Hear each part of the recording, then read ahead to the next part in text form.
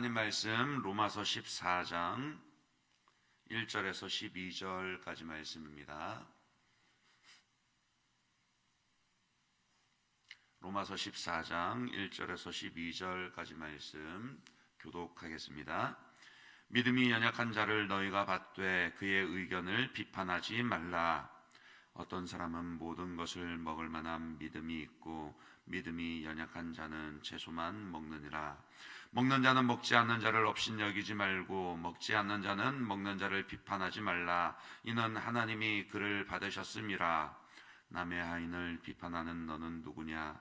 그가 서 있는 것이나 넘어지는 것이 자기 주인에게 있음에 그가 세움을 받으리니 이는 그를 세우시는 권능이 주께 있음이라. 어떤 사람은 이 날을 저날보다 낮게 여기고 어떤 사람은 모든 날을 같게 여기나니 각각 자기 마음으로 확정할지니라. 여기는 자도 주를 위하여 중히 여기고 먹는 자도 주를 위하여 먹으니 이는 하나님께 감사하며 먹지 않는 자도 주를 위하여 먹지 아니하며 하나님께 감사하느니라. 우리 중에 누구든지 자기를 위하여 사는 자가 없고 자기를 위하여 죽는 자도 없도다. 우리가 살아도 주를 위하여 살고 죽어도 주를 위하여 죽나니 그러므로 사나 죽으나 우리가 주의 것이로다. 이를 위하여 그리스도께서 죽었다가 다시 살아나셨으니 곧 죽은 자와 산 자의 주가 되려 하심이라.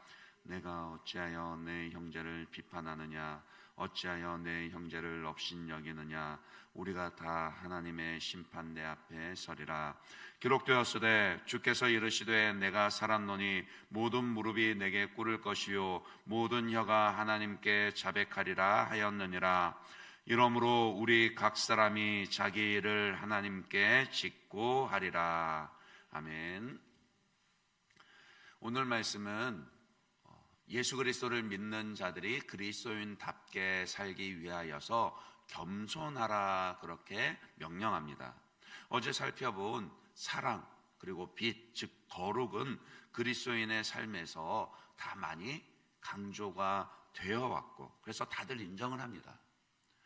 비록 그렇게 살지는 못한다 할지라도요, 그래, 성경의 가장 크고 중요한 가르침이 사랑이지, 예수 믿는 자라면 당연히 거룩하게 살아야지, 그렇게 다들 일단 인정은 합니다.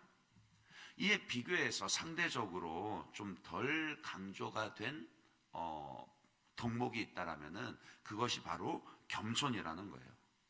하지만 성경은 결코 이 겸손을 사랑이나 거룩과 비교해서 작게 강조하지 않습니다. 크리스천은 겸손해야 합니다. 왜냐하면 크리스천은 모두 하나님과 그리스도 예수를 주로 섬기며 살아가기 때문이라는 거예요.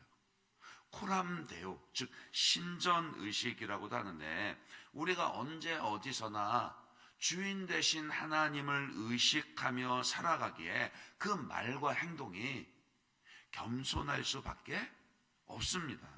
그렇잖아요. 요즘에야 워낙 이제 아이들이 귀하니까 버릇없이 키우는 경우들이 많습니다만은 집안에 어른이 계시면은 함부로 행동을 하거나 목소리를 크게 낼 수 있습니까? 아니에요.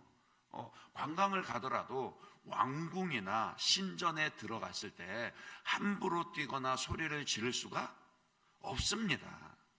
그것처럼요, 설령 나보다도 힘이 없고 약한 사람이나 또 혹은 존경할 만한 그런 부분이 없는 사람을 만난다 할지라도요, 그 사람 때문이 아니라 늘 나와 함께 계시는 내 주인 되신 하나님요, 늘 나와 함께 하시는 그 하나님 때문에 겸손해야 합니다. 그 사람이 뭐라고요? 신앙이 좋은 사람이고 좋은 믿음이라는 거예요. 오늘 말씀에 이제 보다 더 구체적으로 예수 그리스도를 믿는 우리들이 왜 겸손해야 하는지, 그 겸손하게 행하여야 할 이유들에 대해서 가르쳐 줍니다. 첫째는요, 하나님의 주인 되시기 때문입니다. 4절입니다. 남의 하인을 비판하는 너는 누구냐? 그가 서 있는 것이나 넘어지는 것이 자기 주인에게 있음에 그가 세움을 받으리니 이는 그를 세우시는 권능이 주께 있음이라. 이 말이 무슨 뜻입니까? 사람을 대할 때요, 특히 교회 안에서 성도들을 대할 때 내가 만나는 그 사람의 주인이 하나님이시다라는 것을 기억하라는 겁니다.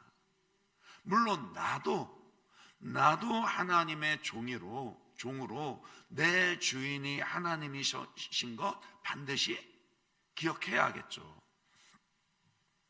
특히 이 명령을 하는 맥락을 살펴보시기 바랍니다. 앞서 1절 2절에요. 믿음이 연약한 자를 너희가 받되 그의 의견을 비판하지 말라. 어떤 사람은 모든 것을 먹을 만한 믿음이 있고 믿음이 연약한 자는 채소만 먹느니라. 그리고 또 5절에도 보시면 어떤 사람은 이 날을 저 날보다 낮게 여기고 어떤 사람은 모든 날을 같게 여기나니 각각 자기 마음으로 확정할지니라. 그러니까 어떤 맥락을 두고 이 명령을 하냐면 율법을 지키는 거죠. 특히 정결법을 지키는 것을 두고 남을 함부로 판단하거나 비판하지 말라, 그렇게 말씀합니다. 이미 우리는 율법의 완성되시는 그리스도 예수 안에서 자유하게 되었습니다.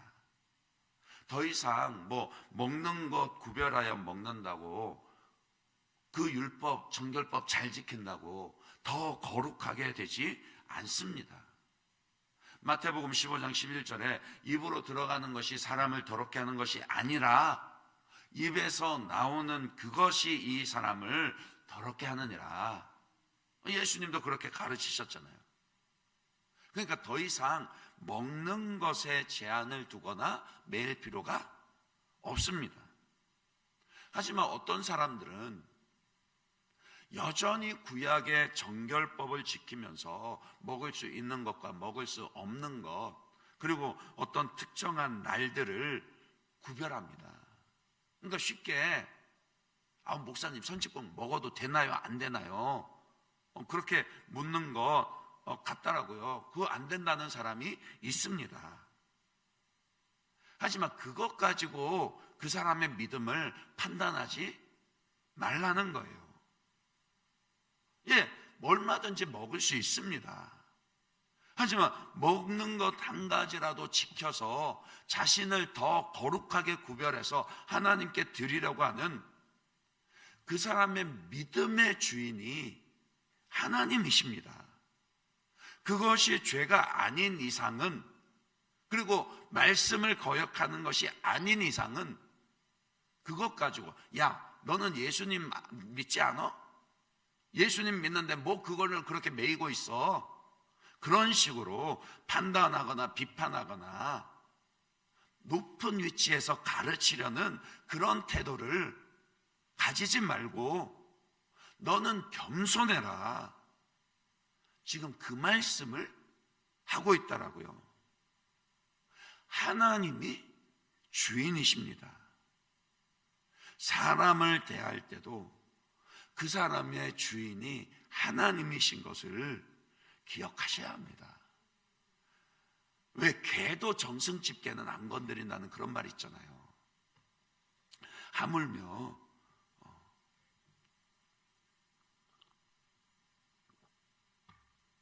하나님이 주인이십니다. 남의 하인을 비판하는 너는 누구냐? 이 말씀을 마음에 두시고요. 오늘 여러분이 만나는 사람의 주인이 하나님이심을 기억하시기 바랍니다. 둘째로, 모두가 주인 되신 하나님과 하나님의 영광을 위해서 살기 때문입니다. 7절 8절입니다. 우리 중에 누구든지 자기를 위하여 사는 자가 없고 자기를 위하여 죽는 자도 없도다. 우리가 살아도 주를 위하여 살고 죽어도 주를 위하여 죽나니 그러므로 사나 죽으나 우리가 주의 것이로다. 적어도요, 적어도 그 사람의 신앙이 참된 신앙이라면 하나님과 독생자 예수 그리스도를 주인으로 고백하고 섬기는 그런 신앙일 것입니다. 더 이상 자기를 위하여 살지 않고 주인을 위하여 삽니다. 그렇다면 그 사람의 최선을 인정해 주라는 겁니다. 다 나와 똑같을 필요는 없는 거잖아요. 나는 내게 주신 그 비전과 은사와 직분을 따라서 나의 최선을 다하면 족합니다. 다른 사람이 나와 같지 않다고 해서 그것 가지고 그 사람이 최선을 다하지 않는다라고 그렇게 쉬이 판단하고 말하지 마시라는 거예요. 그것은 성급한 겁니다. 어떤 사람은 마리아와 같은 섬김이 최선인 사람도 있고, 또 어떤 사람은 마르다와 같은 섬김이 최선인 그런 사람도 있습니다. 6절 말씀을 보십시오. 나를 중히 여기는 자도 주를 위하여, 먹는 자도 주를 위하여, 먹지 않는 자도 주를 위하여 최선을 다하는 겁니다. 자기의 최선을 다하는 거라고요. 물론 죄를 지으면서도 주를 위한다고 말할 수는 없습니다.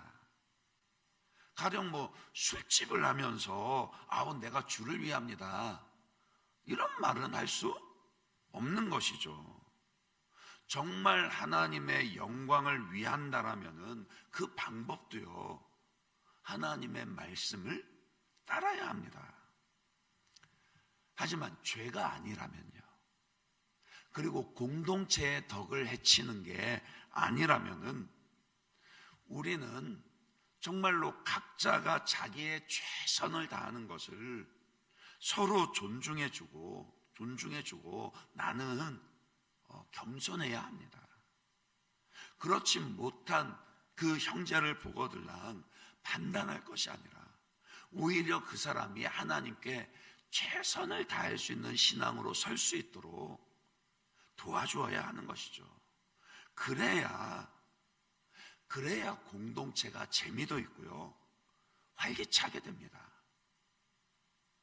무엇보다도 그래야지요, 내가 그리스도인 다움을 지킬 수 있습니다.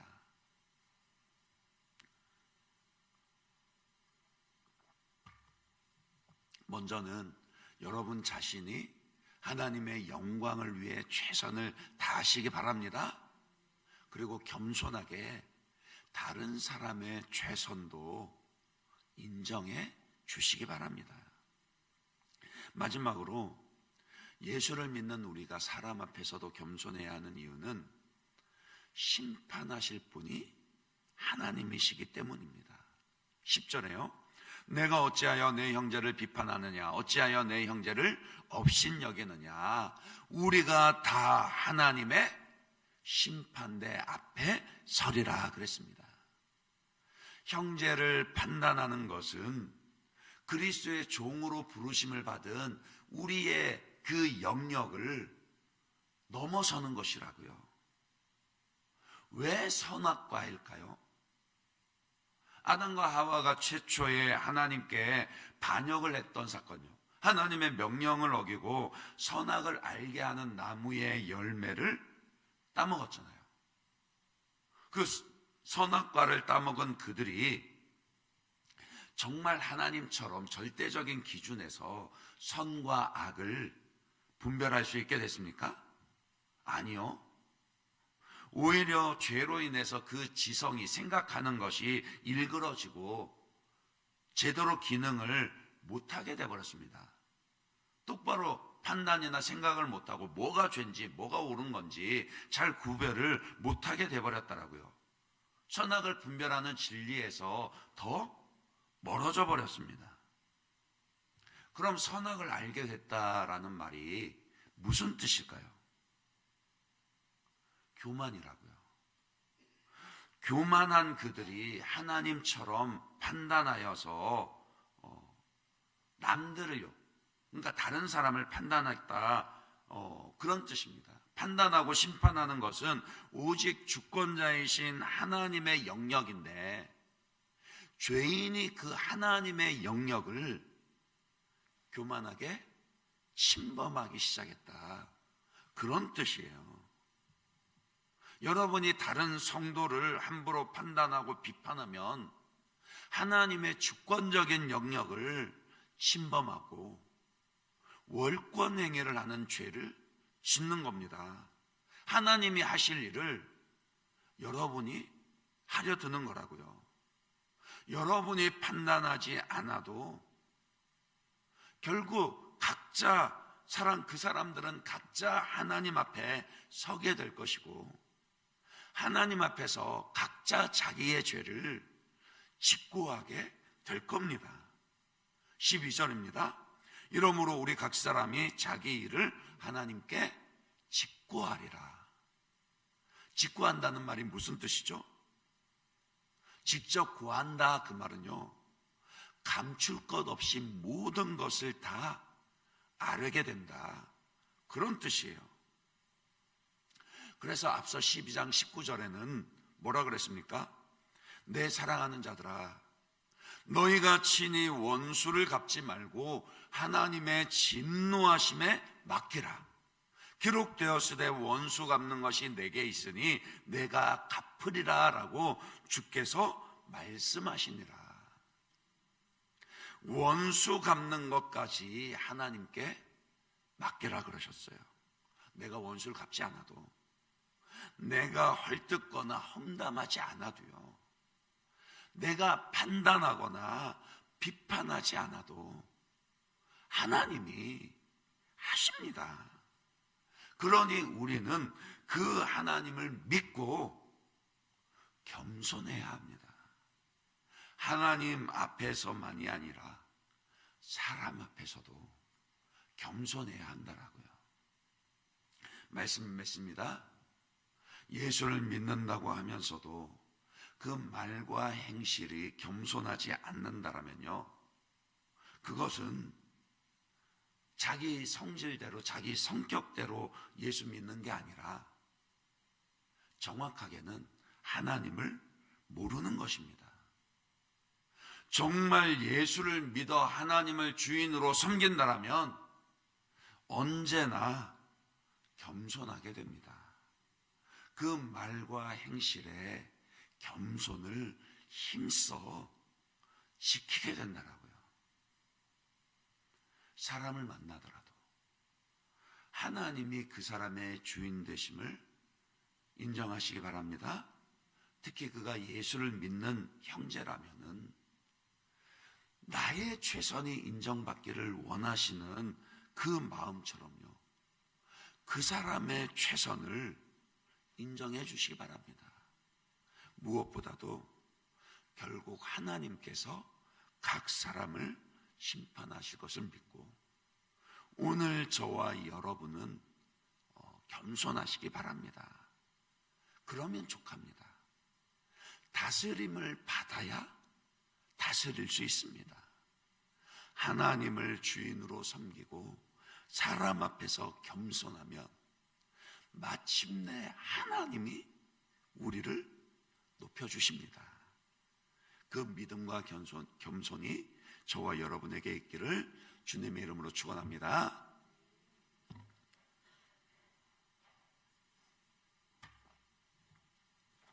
이 시간 말씀 붙잡고 기도하도록 하겠습니다. 오늘 하루 하나님, 내가 누구를 만나든 겸손하게 하여 주십시오.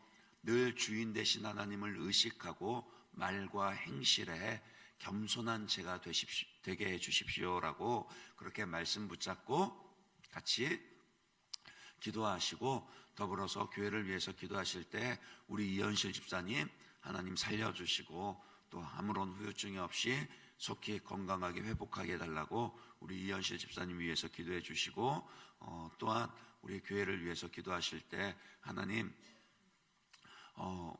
우리 교회가 정말로 예수님을 닮은 그런 겸손한 하나님의 일꾼들을 계속해서 일으켜 세우는 그런 교회 되게 해 주십시오. 특별히 다음 세대를 위해서 주님, 우리가 이제 리모델링 공사를 준비하고 있고 그 사전 작업들을 하고 있는데 하나님 이 모든 일들이 순적하게 하시고 하나님 필요를 채워주시고 모든 성도들의 마음을 하나로 묶어달라고 그렇게 위해서 함께 기도하시고 여러분 각자의 기도 제목으로 계속해서 기도하도록 하겠습니다. 함께 기도